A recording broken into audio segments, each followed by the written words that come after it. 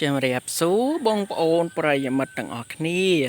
ស្វាគមន៍ការចូលមកទស្សនាវីដេអូតម្រុយឆុតពីអាវងថ្ងៃនេះអាវងមានលេខតម្រុយឆ្នោតយួនចែកជូនពុកម៉ែបងប្អូនលេងទៀតហើយប្រសិនបើបងប្អូនពេញចិត្តចុច Subscribe ដាក់សញ្ញាកណ្ដឹងម្នាក់មួយដើម្បីទទួលបានរាល់ការផុសលេខថ្មីជារៀងរាល់ថ្ងៃសូមបងប្អូនជួបការស៊ូតម្រុយអាវងទាំងអស់គ្នាអាវងឆ្នោតចេញអី19អាវងឆ្នោតចេញអី95អាវងឆ្នោតចេញអី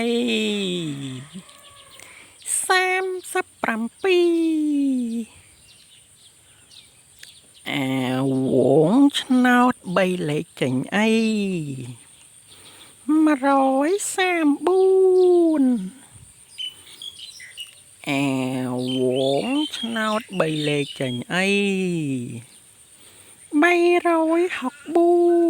364ជូនពរបងប្អូនហេងទាំងអស់គ្នាជួបគ្នាការឲ្យលេខថ្មីឆុតថ្ងៃស្អែកបន្តទៀត